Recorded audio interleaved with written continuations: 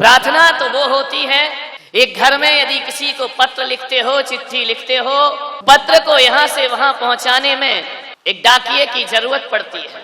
चाहे आप सरकारी पोस्ट ऑफिस से लेटर भेजें या कुरियर सर्विस से भेजें, एक ना एक संदेश वाहक होता ही होता है। इस शहर से दूसरे शहर में अपना संदेश भेजना है तो संदेश वाहक की जरूरत पड़ती है। लेकिन बड़े मजे की बात है कि प्रार्थना एक ऐसा पत्र है जो लिखा तो परमात्मा के नाम पर जाया जाता है, लेकिन परमात्मा को वह पत्र पहुंचाने के लिए किसी डाकिये की जरूरत नहीं पड़ा करती है, ना किसी कुरियर सर्विस की जरूरत पड़ती है और ना किसी डाकघर की कोई जरूरत पड़ती है। ऐसा पत्र है जिसे हम ही लिखते हैं और ऐसा लिखते हैं जिसमें कागज और स्याही की भी जरूरत नहीं पड़ती है, ना उसमें मोहर लगाई जाती है। हम ही लिखते हैं और हम ही उस पत्र को डाल दिया करते हैं और ऐसा संदेश प्रभु के नाम भेजा जाता है जो भावनाओं की कलम से लिखा जाता है, जो समर्पण की स्याही में रंगा हुआ होता है, जो आस्था और विश्वास के लिफाफे में बंद हुआ करता है। ऐसा पत्र हर आदमी को रोज सुबह शाम अपने भगवान के नाम जरूर लिखना चाहिए। नरकों में प्रार्थना की कोई व्यवस्था नहीं है, स्वर्ग के देवता प्रार्थना करते नहीं हैं और पशुओं के पास इतनी सद्बुद्धि नहीं होती है कि वह भगवान के लिए प्रार्थना करे बैठ करके। तो यह प्रार्थना करने का जो अधिकार प्राप्त हुआ है केवल मनुष्य भाव में प्राप्त हुआ है और शायद ही ऐसा कोई व्यक्ति होगा जिसने अपने जीवन में एक बार भी भगवान का स्मरण ना किया हो। अरे सुख में करे या ना करे, दुख में तो हर व्यक्ति उस परमात्मा की इबादत किया करता है। अच्छे से अच्छे नास्तिक भी, अच्छे से अच्छे अधार्मिक लोग भी जब जीवन में कष्ट पड़ते हैं तो अपना माथा उस परमात्मा के चरणों में रख दिया करते हैं। ऐसा कोई ना होगा जिसने अपने जीवन में ईश्वर का स्मरण ना किया। और जो लोग ईश्वर का स्मरण करते हैं, जो भगवान का सुमरन करते हैं, भारत का अध्यात्म कहता है कि जो सुमरन करते हैं उनका सुमरण हुआ करता है और जो सुमरन नहीं करते उनका सुमरण भी नहीं हुआ करता है। इसलिए सुमरण करना है तो सुमरन करना बहुत जरूरी है। कलयुग केवल नाम आधारा, सुमरी सुमरी उतरे भव। कलयुग में बड़ी बड़ी तपस्याएं नहीं होती हैं, भगवान का सुमरन ही इस जीव को संसार से पार लगा दिया करता। सुमरन करो अपने जीवन में। जप तप और ध्यान में वो परिणाम सामने नहीं आते जो भगवान की भक्ति में आते हैं। और प्रभु को पाने का सबसे आसान तरीका, कोई सरल माध्यम है तो वह है केवल एक प्रार्थना ईश्वर से किया करो। जो प्रार्थना करते हैं उनके प्राणों में भगवान वसा करते हैं, उनकी धड़कनों में ईश्वर वसा करता है। जो प्रार्थना करते हैं उनके जीवन में ऊर्जा का संचार हुआ करता है। जो प्रार्थना करते हैं उनके अंदर सकारात्मक सोच पैदा हुआ करती है। जो प्रार्थना करते हैं उनके भीतर विल पावर पैदा हुआ करती है। आत्मशक्ति को जागृत करने का कोई अच्छा सरल और सहज मार्ग है तो अपने ईश्वर की इबादत हुआ करता है। इससे बड़ा कोई मार्ग और इससे कोई रास्ता दुनिया में नहीं हुआ करता। इसलिए रोज इबादत किया करो। आचार्य पद्मनंदी महाराज कहते हैं, ब्रह्म मुहूर्त उत्थाय ध्याये पंच नमस्कारम। ब्रह्म मुहूर्त में उठकर पंच नमस्कार मंत्र का ध्यान किया करो, उनका सुमरन करा करो। जो वैदिक परंपरा के, वैष्णव परंपरा के हैं वह ब्रह्म मुहूर्त में उठ करके गायत्री मंत्र का जाप किया करें। जो जैन परंपरा के हैं वह रोज सुबह उठ करके नमोकार मंत्र का ध्यान किया करें। ध्यान नमोकार मंत्र ही जपना चाहिए। मंत्र बहुत हैं दुनिया में, लेकिन महामंत्र दो चार है। उन दो चार महामंत्रों में नमोकार महामंत्र है, गायत्री महामंत्र है। मंत्रों की तो लाइन लगी है लेकिन महामंत्र बहुत कम है। एक बार जो नमोकार मंत्र को जप लेता है हमारे ज्ञानी मनीषी आचार्यों ने कहा है 84 लाख मंत्र जपने का पुण्य उसे प्राप्त हुआ करता। 84 लाख मंत्रों का जन्मदाता है नमोकार मंत्र, ध्यान रखिए। रोज सुबह उठकर उसका स्मरण करिए, सुमरन करिए, और रोज सुबह उठकर नमोकार मंत्र को प्रणाम करिए। 84 लाख मंत्रों का जन्मदाता शक्ति जिसमें समाहित है।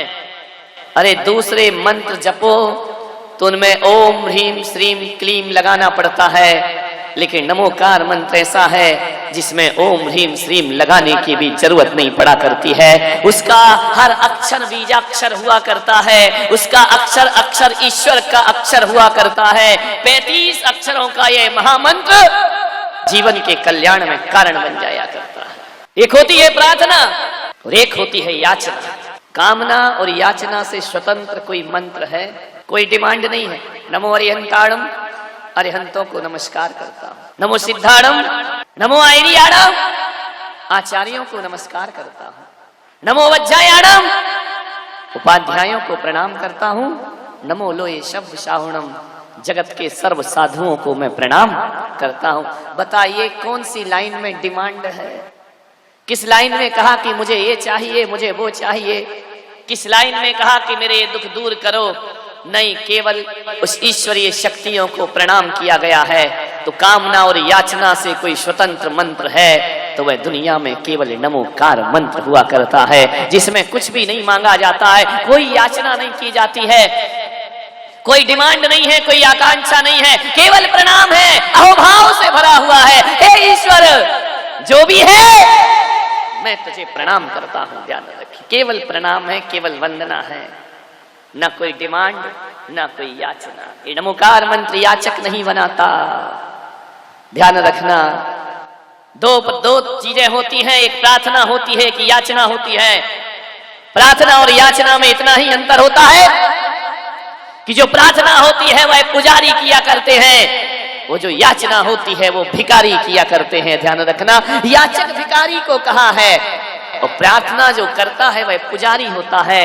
प्रार्थना और याचना में इतना अंतर है कि प्रार्थना कहती है और याचना कहती है।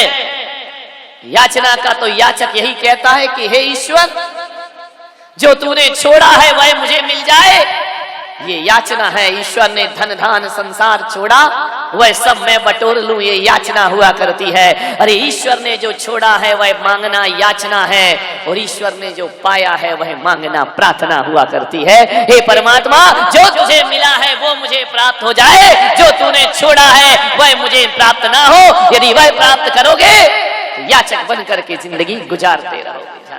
प्रार्थना करो। हर धर्म में प्रार्थना के लिए कहा है, याचना के लिए आदेश नहीं किया है। एक आए व्यक्ति बोले, महाराज मेरे घर का वास्तु गड़बड़ है, मेरे घर में कलह होता है, व्यापार नहीं चलता है, ऐसा लगता है कि मेरे घर में नजर लग गई हो, मेरे घर में किसी की बुरी निगाह पड़ी है, ऐसा लगता है किसी का साया मंडरा रहा हो। ना जाने किन किन भ्रांतियों में आदमी जीता है। बोले आप कोई उपाय बताएं।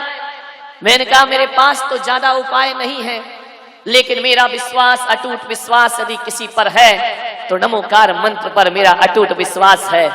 मैंने कहा नमोकार मंत्र का जाप करो। ऐसा मुंह बनाया आदमी ने जैसे नीम का काढ़ा पिला दिया हो। बोले ये तो बचपन से जपते आ रहा हूं, कोई फर्क नहीं पड़ता। ध्यान रखना, जब कोई मंत्र हमारी आदत बन जाता है तो फिर उसमें मन नहीं लगा करता है। आदमी को नया नया मंत्र चाहिए, आदमी को नई नई स्तुति चाहिए, आदमी को नए नए भगवान चाहिए, नए नए गुरु चाहिए। एक बात याद रखना, जीवन में कभी गुरु मत बदलना, जीवन में कभी मंत्र मत बदलना, और जीवन में कभी अपनी आस्थाओं में परिवर्तन नहीं आना। एक बार जुड़ गई तो जुड़ गई। ध्यान रखना कि जो बार बार माला मंत्र और गुरु बदलते हैं इनके जीवन में कभी भी सार्थकता नहीं होती। तुम तो ऐसे हो गए कि राम जी ने नहीं सुनी तो श्याम जी की पूजा शुरू हो गई, श्याम जी ने नहीं सुना तो विष्णु भगवान को पकड़ लिया, उनने नहीं सुना तो महावीर स्वामी को पकड़ लिया। आए दिन तुम भगवान बदलते रहते हो।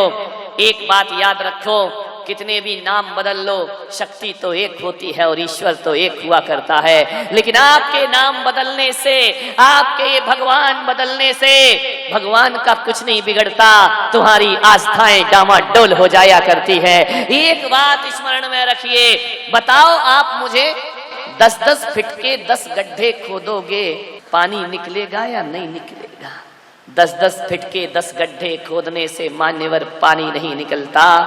मैं पुलक सागर कहता हूँ 100 फीट का एक गड्ढा खोदो, पानी जरूर प्राप्त होगा, जरूर निकलेगा। तुम तो इतने तेज हो कि गंगा गए तो गंगा दास और जमुना गए तो जमुना, आए दिन परमात्मा को बदल लिया करते। धैर्य नहीं है तुम्हारे अंदर, प्रतीक्षा नहीं है तुम्हारे अंदर।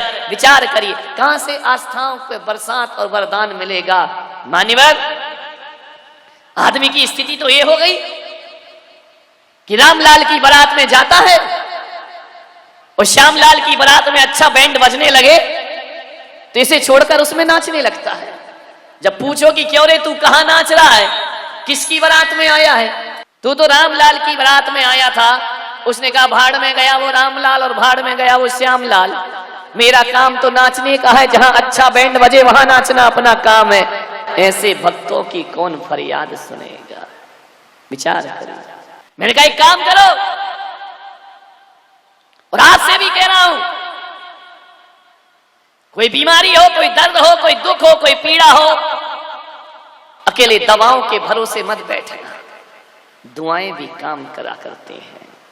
मान्यवर, जो लोग गोली खाने से पहले नमोकार मंत्र का सुमरन कर लेते हैं, मैं कहता हूं वो दवा नहीं, परमात्मा की दुआ बनकर तुम्हारे जीवन को सार्थक और सफल कर दिया करते हैं। विद्यार्थी पढ़ने से पहले यदि प्रार्थना कर ले तो मैं कहता हूं उसके पढ़ाई के नंबर बढ़ जाएंगे। व्यापारी दुकान खोलने से पहले यदि नमोकार मंत्र का सुमरन कर ले, उसके लाभांश में वृद्धि हो जाएगी। मैं तुमको विश्वास के साथ कहता हूं, यदि कोई उद्योगपति अपने उद्योग शुरू करने से पहले नमोकार मंत्र का सुमरन कर ले, उसके माल की आवक जावक में वृद्धि हो जाया करती है। कोई मकान बनाओ, नमोकार मंत्र का सुमरन कर लो, जो मकान 1 साल में बनना था वह मकान 6 महीने में बन करके खड़ा हो जाया करता है। कभी इन शक्तियों को पहचानने का प्रयास करो, जानने का प्रयास करिए।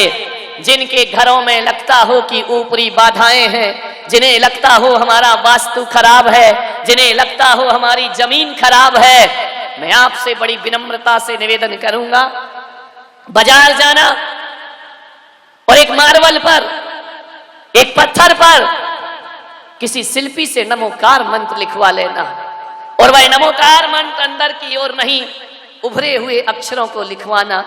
और लिखवाने के बाद मैं आपसे कह रहा हूं, घर के हर दरवाजे पर वह नमोकार मंत्र का पत्थर लगा दीजिए, और हर जैन हो या अजैन हो, अपने घर के द्वार पर नमोकार मंत्र का पत्थर लगा दो। दुनिया की कोई भी बुरी नजर तुम्हारे घर में प्रवेश नहीं कर सकती है, कोई शक्ति बुरी तुम्हारे यहाँ आ नहीं सकती है, कोई आसुरी शक्ति तुम्हारे यहाँ प्रवेश नहीं कर सकती है। मान्यवर, जो भी शक्तियां आएंगी नमोकार मंत्र से रिफ्लेक्ट होकर के वापिस लौट जाया करती हैं। इतनी शक्ति नमोकार मंत्र में हुआ करती है। अंजन ने जपा तो निरंजन हो गया, मैना ने जपा तो कोड़ी की दे कंचन में परिवर्तित हो जाया करती है। नमोकार मंत्र कोई सीता जुबान पर लाती है, अग्नि के कुंड में जल की धार बह जाया करती है। आस्थाएं और विश्वास, कौन कहता है भगवान नहीं बोलते? बोलती है मूर्ति, बुला के देखिए, और एक बार नहीं 100 बार आजमा के देखिए। बोलती है मूर्ति, बुला के। ये आस्थाएं हैं, ध्यान रखिए। गणित काम नहीं चलता इबादत में, बनियागिरी काम नहीं चलती इबादत में। इबादत में तो भोला भाला मन काम करता है। भगवान की कृपा कभी तुमने देखा कि किसी बहुत बड़े वकील पर भगवान खुश हो गया हो, बहुत बड़े डॉक्टर पर भगवान खुश हो गया हो, बहुत बड़े IAS IPS अफसर पे भगवान खुश हुआ हो? अरे ग्वालियर वालों, भगवान डिग्रियों पर खुश नहीं हुआ करता है। बहुत बड़े धनपति पर भगवान खुश हो गया हो, भगवान इज्जत और शोहरत पर खुश नहीं हुआ करता है। भगवान की कृपा डिग्रीधारियों पर नहीं, भगवान की कृपा तो किसी भोले भाले पर वर्षा करती है। भगवान की कृपा तो उन पर बरसती है जिनका मन पवित्र हुआ करता है, जिनका मन सच्चा सरल और सीधा हुआ करता है। सहजो बाई को जानते हो आप, नाम सुना होगा, भक्ति परायण सहजो बाई। अनपढ़ गंवार कभी स्कूल नहीं देखा, अनपढ़ों पे रीझ जाता है भगवान, क्योंकि अनपढ़ों के पास गणित नहीं है, अनपढ़ों के पास लाभ हानि नहीं है, अनपढ़ों के पास चुनाव नहीं है, अनपढ़ों के पास कोई चॉइस नहीं हुआ करती है, कोई प्रतिस्पर्धा नहीं हुआ करती है। अनपढ़ तो भोले भाले हुआ करते हैं। और अभी तक मैंने देखा है तो भगवान या तो किसी सूरदास पर रीझता है, भगवान या भोली भाली मीरा पर रीझता है। अभी तक तो इतिहास में यही सुना है भगवान किसी चंदन वाला का उद्धार कर दिया करते हैं। भगवान जब भी रीझा है भोले भाले और मन के और पवित्र सरलता भरे मन पर। सहजो बाई जंगल जाती, विठल विठल विठल विठल और कुछ नहीं, रात दिन विठल विठल का ध्यान करती। कंडे बीन रही है सहजो बाई, जंगल में पशु चरने जाते और कंडों को इकट्ठा करती, अपने विठल के लिए भोग बनाती। कंडे बीन रही थी सहजो बाई, बीनते बीनते अचानक तूफान आ गया। इतनी तेज आंधी आई, इतनी तेज तूफान आया कि सारे कंडे सहजो बाई के उस तूफान में उड़ गए। सहजो बाई खड़ी खड़ी देख रही, और भी कंडे बीनने वाली महिलाएं वहां पर। तूफान शांत हुआ, सहजो बाई ने कहा बहनों जो मेरे कंडे हैं मुझे वापस दे दो, तुम्हारे कंडे तुम ले जाओ। महिलाओं ने कहा पागल है क्या, अनपढ़ गंवार कहीं की, कंडों पर कोई नाम लिखा है क्या, तेरा कंडा और मेरा कंडा। सहजो बाई ने कहा मैं तो केवल अपने कंडे लूंगी, दूसरों के कंडों में मैं हाथ ना लगाऊंगी। लोगों ने कहा कि कैसी पागल और बावली हो रही है, कंडों पर कैसे पहचान बनेगी, ये तो गाय के गोबर के कंडे हैं, इस पर कोई नाम नहीं निशान नहीं। सहजो ने कहा सब कंडे इकट्ठे कर लो, मैं अपना कंडा उठा लूंगी, कौन सा है। बोले देखो तो गांव की गंवारी, ये कह रही मैं अपना कंडा पहचान जाऊंगी। बड़ा मजाक बनाया लोगों ने उसका, बड़ी हंसी बनाई उसकी। सहजो ने कहा तुम घबराओ मत, मैं अपना कंडा पहचान जाऊंगी। सारे कंडे इकट्ठे हुए, सहजो बाई कंडा उठाती कान में लगाती, ये कंडा मेरा नहीं है। दूसरा कंडा उठाया कान में लगा, हाँ ये कंडा मेरा है। लोगों ने कहा कैसी पागल हो गई, ये कान में कंडा लगाती है और कहती है ये मेरा कंडा ये उनका कंडा। कहते हैं सहजो बाई ने धीरे धीरे अपने सारे कंडे इकट्ठे कर लिए। बोले इन कंडों पे हाथ मत लगाना, ये मेरा कंडा है। लोगों ने कहा कैसे पता चला ये तेरा कंडा है। सहजो बाई ने कहा जैसे ही मैं कंडा उठा के कान में लगाती हूँ, कंडे से अरे जिस कंडे से विठल विठल की आवाज आती है वो सहजो बाई का कंडा होता है, और जिस पर मेरे हरि का नाम नहीं आता वो मेरा कंडा कभी नहीं हो सकता है। ऐसी नाम में डूबी सहजो बाई, विचार करिए, नाम ही पड़ गया सहजो बाई। इतना विचारों का संप्रेषण था उसके भीतर कि जिस पदार्थ के सामने यदि सहजो भाई ने विठल कह दिया तो ध्यान रखना, यदि पेड़ पौधों के सामने भी विठल का नाम ले दे तो पेड़ पौधों से भी विठल विठल की आवाज आ जाया करती थी। विचार करिए आप, क्या आपकी प्रार्थना और इबादत में इतनी ताकत है? सोचिए, तुम्हारी प्रार्थनाएं तो मंदिरों से टकराती हैं, दीवालों से, और लौट करके वापिस आ जाती हैं। तुम्हारी प्रार्थनाएं परमात्मा तक पहुंचा भी नहीं करती हैं। हम दिल से नहीं पुकारते हैं, हम हृदय से नहीं पुकारते हैं, हम प्राणपन से नहीं पुकारते हैं। देखा नहीं हमारी समाज में महिलाएं बगैर भक्तामर पाठ पढ़े पानी नहीं पीती हैं। 48 काव्य जब तक ना पढ़ ले, और जिन माताओं को पढ़ना लिखना नहीं आता वो दूसरों से भक्तामर पाठ सुनती हैं फिर भोजन ग्रहण करती हैं। लेकिन एक पढ़ रखा है, रट रखा है, जिंदगी भर भक्तामर पढ़ते हो। जहां तक मैं सोचता हूं कि मानतुंगाचार्य ने जिंदगी भर भक्तामर पाठ नहीं पढ़ा होगा, ना उन्होंने प्रतिदिन उसका पाठ किया होगा। जीवन में एक बार उन्होंने पढ़ा, और एक बार पाठ पढ़ते हैं भक्तामर का, और 48 तालों को तोड़ करके, जंजीर को तोड़कर बाहर खड़े दिखाई दे, जेल की सलाखों को तोड़ दिया करते हैं। एक बार पढ़ करके सुनिए। और आप जिंदगी भर पढ़ते हो, ताले तो छोड़ो, आज घर जाना, दरवाजे बंद करना, कुंडी लगाना और खोलना मत, एक एक काव्य पढ़ना, कुंडी टूटना तो छोड़ो, हिल जाए तो भी समझना कि हमने कोई भक्तामर पाठ, कोई फर्क नहीं पड़ता है। मानतुंगाचार्य ने जो भक्तामर पाठ रचा, वो वही भक्तामर अनुराधा पौडवाल ने गाया।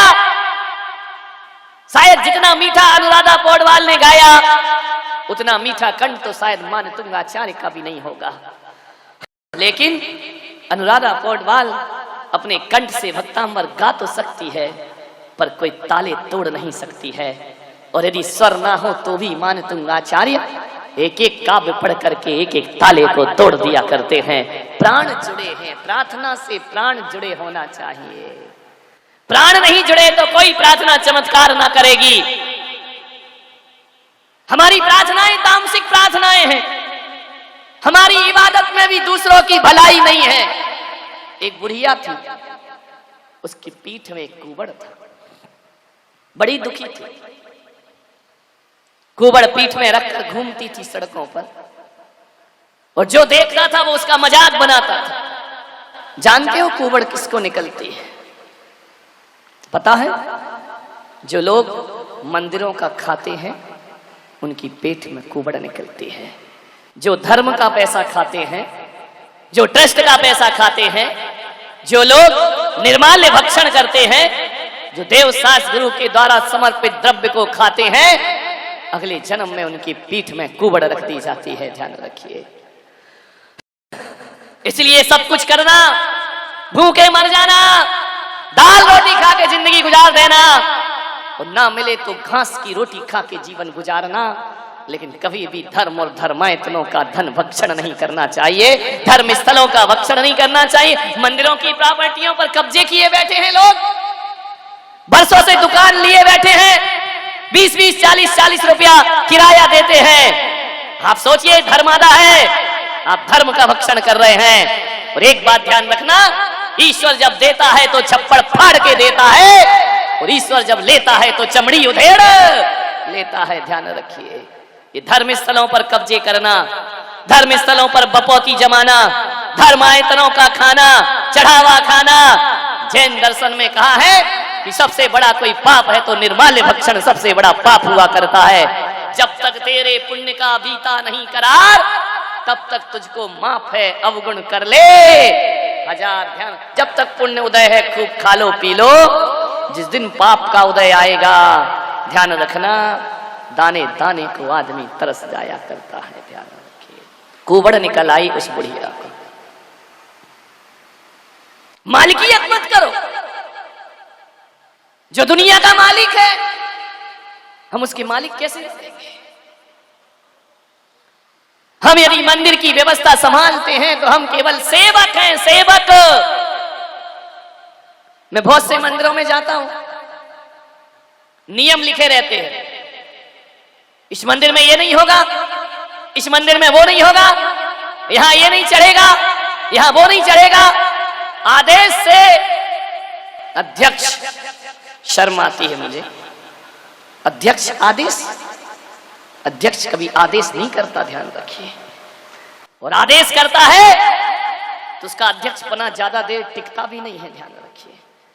कभी भी मंदिरों के बोर्ड पर आदेश और आज्ञा नहीं लिखी जाती।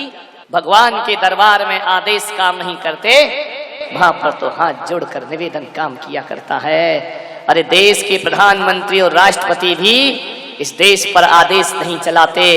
जब भी दिल्ली दरबार से उतरकर जनता के बीच आते हैं तो उन्हें भी हाथ जोड़कर जनता का निवेदन करना पड़ता है, जनता के हाथ जोड़ना पड़ते हैं, जनता पर हुकूमत